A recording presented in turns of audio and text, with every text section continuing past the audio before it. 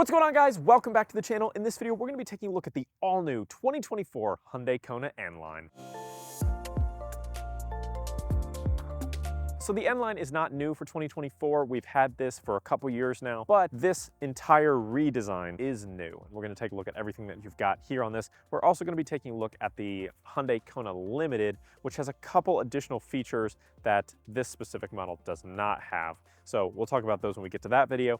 But if we just go ahead and start up front on this, you can really notice Hyundai's implementation of their modern futuristic elements that we see on a lot of their electric vehicles and a lot of their upcoming ICE vehicles as well. For example, the Santa Fe redesign. But you have this huge light bar that runs across the front, nice LED bar there. You've got a full set of automatic LED headlights with LED high beams as well with high beam assist. You have a very intricate front grille here, a nice body colored splitter, some matte black accents with a little bit of fake ventilation here, some pass-throughs, a little bit of matte black here as well, a nice big splitter here, some more accents down here, and you've got your little sensor down here that works for your assist systems and things, but just a really intricately designed front grille. I'm a big fan of it. I think it looks really, really nice and clean. And you have an N-Line badge here, which I really like as well. Your standard engine option here on the Kona is going to be a 2.0 liter, 147 horsepower engine, but on the N-Lines, you get the 1.6 liter turbo inline 4 that's going to have 190 horsepower, 195 pound-feet of torque, 29 miles per gallon highway, 24 miles per gallon city. You lose about 5 or 6 miles per gallon of range when you go from the 2.0 liter to the 1.6 liter turbo. The N-Line here sits on these N-Line specific 19-inch alloy wheels. They're a two-tone wheel with a nice intricate design with the N-Line logo in the center there. I'm a really big fan of them. Got some more N-Line badging here. And then you have really nice intricate body lines. They kind of cross over the different panels here. So you've got your door panel here that has some nice little intricacies on it with some nice leading lines as well that run to the tailgate. You've got all kinds of nice aggressive lines. Hyundai is killing it in the design game lately, and the Kona N-Line is no exception. Here on the side mirrors, you have black caps, integrated turn signals, blind spot monitoring. They are heated, but they are manual folding. Keyless access here on the door panels. You've got a single pane sunroof up top, and then these black roof rails as well. Black trim around the windows. So moving to the tailgate here, you'll notice that it mirrors kind of what we've got going on the front. So you have this LED light bar that runs across the back that acts as a nice big tail running light almost. Then you've got your regular LED tail lights right here on the sides. On either side, you got a little sporty accent spoiler up at the top with some active pass-through. Really nice touch. That's one of the things that you don't have on the Limited that's specific to the N-Line here. And I know that because I saw them side by side and I was like, that one is definitely the N-Line because it's got the little spoiler on it. Nice big tinted back windshield, rear wiper, big Hyundai badge, big old Kona badge. You want everybody to know that you have the Kona, and that shows it right there. So you'll notice the H-Track all-wheel drive badging. This does have optional all-wheel drive on it. Standard front-wheel drive. This one has all-wheel drive. And you got your 1.6 turbo badging as well. The rear bumper here is specific to the N-Line, so you have a nice like diffuser. You have dual exhaust tips right there, a little bit of some accents and just little intricate details that make it a little bit more sporty and fit with the N-Line vibe. You have a rear view camera up under, and then you have this tailgate here. It is not a power lift gate here on the N-Line, but on the Limited, you can get a power lift gate. Now, as far as the cargo capacity goes, you've got plenty of cargo carrying capabilities back here. Very spacious rear gate, especially if you put the second row seats down, you get even more storage. Plenty of capacity, plenty of capability if you need it. Up underneath, you have a spare tire as well and all your tools. You've got a cargo shade right here. You can put a cargo net. There's speakers back here, hooks, lights, you name it. All kinds of good stuff. And you have this carpeted mat with some nice Kona badging on it as well. Again, no power options on this specific model, but you can get it. But let's hop inside the cabin. All right, so hopping inside the cabin here of the 2024 Kona, I want to start off by saying my buddy Colin, who I do my podcast with, the Mets Talk podcast, we talk all things EVs and the car space. If you're interested, I'll have a link down in the description. He just got a Hyundai Ioniq 6, so I drove that around the other day. So hopping inside this Kona after being in the Ioniq 6, I can see some of the similarities and differences that Hyundai's got going on, but a lot of this reminds me of like a lowered version of the Ioniq 6 with the way that you control your gear, to the little lights on the steering wheel, or where there would be lights on the steering wheel, to the screen layout, So much of it reminds me of the Ioniq 6 and what Hyundai is doing there. But let's talk a little bit about these infotainment screens. Hyundai is absolutely killing it when it comes to infotainment displays and driver information clusters.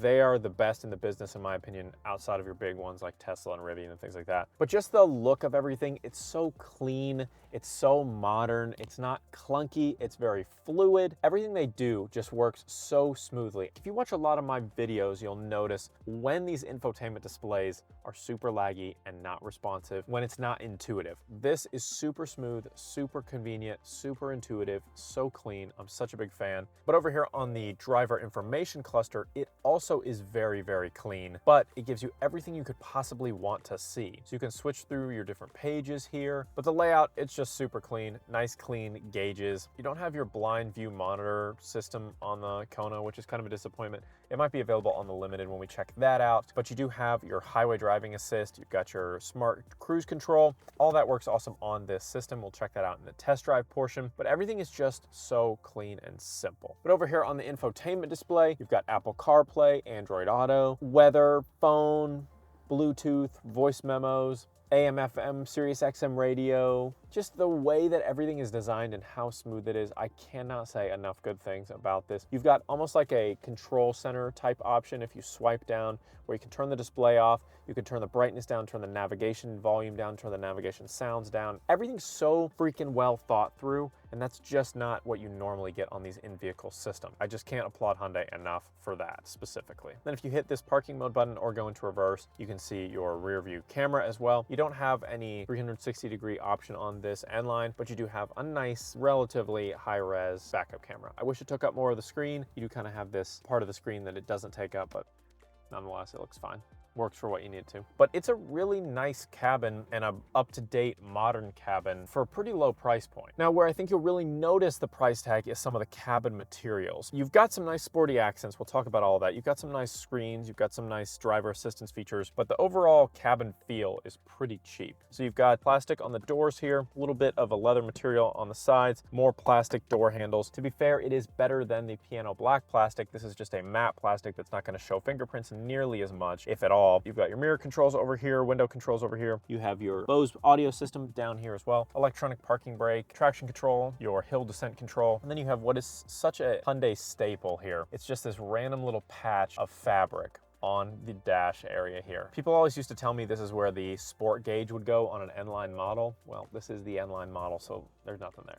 But you have a nice leather wrapped steering wheel here. It's kind of a sporty steering wheel with this red accent stitching, a little bit of N-Line badging down underneath. The way that Hyundai is doing their horn design on the steering wheel is interesting because you don't have any Hyundai badging in the middle. You just have this little metal piece with dots on it. So on the Ioniq 6, these dots are actually LED lights and they light up to indicate different things. So that's a difference here. You don't have that, obviously. You have all of your smart cruise control, your highway drive assist options over here on the left side, then your media controls over here on the right side, and you can control your massive driver information cluster there. That's a 12.3-inch cluster there, 12.3-inch infotainment system here. So like 24 inches of screen real estate all combined together across the dash here. It looks absolutely awesome. Light controls on this stock, wiper controls on this stock, and they're nice thick stocks with these nice little control handles here, which feel very similar to kind of the control feel down here. So everything kind of works like behind the steering wheel in this pretty simplistic way, but I think an effective way nonetheless. So your gear shift is down here. It's a shift by wire system behind the steering wheel on this little toggling arm here. Up for drive, down one for neutral, down one for reverse, and then park is a button. Your push to start engine button is back behind here. Not the best place. It's completely hidden with all these stocks and steering wheel in the way. You have physical controls here for your infotainment system, which I think a lot of people will like. Physical controls for air conditioning, which a lot of people will like. And you have dual automatic climate control here, so individually adjustable driver and passenger, and you have rear seat vents. No individual climate control necessarily, but having rear vents, even in a small SUV like this, is awesome. Down below, you've got a Qi-enabled wireless charging pad here. You've got two USB-C ports, one for charging, one for data. You've got a 12-volt, 180-watt outlet right here. Heated seats for driver and passenger. You've got your drive mode selector, your parking camera button, your auto vehicle hold button. You have this nice tray here with lots of space, and these cup holders actually tuck away, so if you don't need them, you can put them away. But if you do need them, you can put your cup down and then push, and little frame will just appear out of the sides, which is really cool. You have this little adjustable wall you can take out too if you need extra storage space back here, or you can wall it off to make it a little pocket. Then inside the center console here, you have another tray, and then it actually just dips down into that little area. So if you want a nice big open area, you can take this out, take this out, and you have a lot more room. Or if not, you can put it all back up and have easy access there. Up top, you have your sunroof controls. You got LED lights up here. Your blue link button is up here as well. Nice chunky rear view mirror, auto dimming, which is a nice touch. As far as the seating surfaces go, Hyundai calls these their N-Line combination seats. So they're leather up top with some red accent stitching, and then you have Alcantara right down the center. Really nice soft material with your red N-Line stripes, N-Line badging, and again, that red accent stitching that runs all the way around. You have that on driver and passenger and rear seats as well. The driver is a power adjustable seat with lumbar support. Passenger seat is manually adjustable, but they are both heated. Now, as far as the cabin design goes, I wanted to talk a little bit more about that. Over on the dash here, you have kind of this textured plastic material with a little bit of red trim that runs across. Nice mirroring, it goes across the center here as well. Looks good based on the outside, based on the inside. It really flows and matches well with everything else that we have going on in the cabin. But everything else from the little tray above the glove box down is just hard black plastic. It's all over. It doesn't feel like creaky or not well made. It, you know, a little bit here and there, but it feels solid nonetheless. It's just, you have to make sacrifices in certain places to keep the price point down. And if they want to give you, you know, the performance-based engine, the, you know, two 12.3-inch infotainment and driver information cluster, the self-driving features, all that kind of stuff, you have to sacrifice somewhere, and they sacrifice on interior cabin materials. But as far as the cabin volume goes, that was one of the things they improved for 2024, and you can definitely feel it. It's a nice, big, bright, open cabin. You know, you've got your sunroof up here you can open.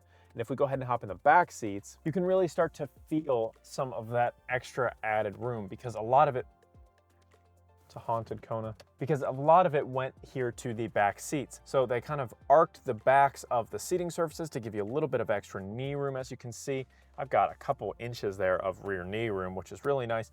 Nice shoulder space, nice head space. I'll have all dimensions on screen for you. Little center console you can pull out. 2 extra cup holders here, nice armrest. Like I said, you do have rear vents right here, and you have 2 USB-C charging ports. 1 map pocket, like a mesh one. Then you've got window controls back here, some handles, some dome lights, things like that.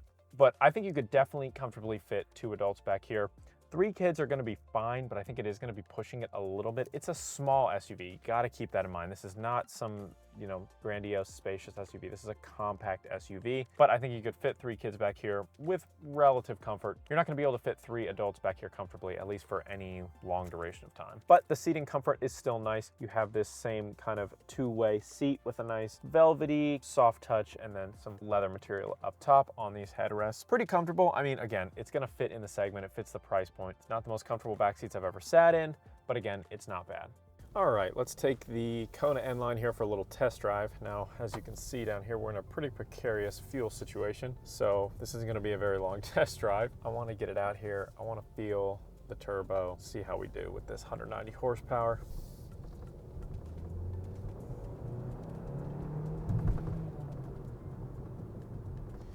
It's definitely got some bark. I'm not sure how strong the bite is, but you can definitely feel it go a little bit. It doesn't have an 8-speed automatic transmission. You do have paddle shifters here for your manual mode. I love the driver information cluster. I love the infotainment system, how clean and beautiful and smooth it is. And I really do like the look of the vehicle overall. I would have liked it in a different color. I think that would have made it stand out more, maybe that kind of purplish color that you can get on some of these N-Lines. But this Atlas white color just makes it seem a little bit more basic than I think it actually is. But overall, like the design with the black and the red accents and everything look absolutely clean. I love the Alcantara seats with the two-tone and the badging and the red accents along the dash and all that. All of it's great. I like the steering wheel design. Let's try out that highway drive assist, because you guys know that's one of my favorite features. So that'll keep you like pretty dead center of the lane here once I get past this stop sign. So you can see it kind of turning the wheel for me there. Does a really good job of keeping you centered, not just drifting from side to side, but actually centered. Taking around this curve, look at that. A little dicey there for a sec, but it does handle it really well. That's unbelievable to me. Really impressive stuff. But I think overall, like the usability of the infotainment, amazing. Like I said, you know, semi-autonomous driving features, top notch. Hyundai does it best, I think, so far. You know, the look of the cabin, again, it's a little bit on the cheap side, some cheap materials, but if you compare it to something like the Crosstrek, I mean, it feels kind of on par, so I don't think you're really losing out on a whole lot. The Crosstrek has a 2.5 liter engine on the sportier trim, and this has a 1.6 liter turbo, so there's some give and take there, but the horsepower is still higher on this model, even though it's technically a little bit slower than the Crosstrek. It doesn't have exactly all those kind of capabilities, but I really do like the cabin. I like the driving experience. I really would love to check out the EV version to make my kind of overall verdict. From what I've seen and what I've driven in, it's been a pretty pleasant driving experience. It's a little bit bumpy, not the smoothest ride, but it is pretty quiet. I'm impressed with that, so I'll give it credit for that. So for $35,000, you get all this. You get the self-driving, you get the giant, 24 inches of infotainment and driver information, you get the Alcantara seats, you get the sporty accents, 1.6 liter turbo. So you guys have to decide if that's worth it to you. I'm pretty impressed. So thanks so much for watching, guys. Drop a like on the video if you loved it. Tell me in the comments down below, what do you think about the all-new 2024 Hyundai Kona N-Line? Let's have a conversation down in the comments. And don't forget to hit that subscribe button to be among the first to see every single new video the second I hit publish. We'll see you in the next one.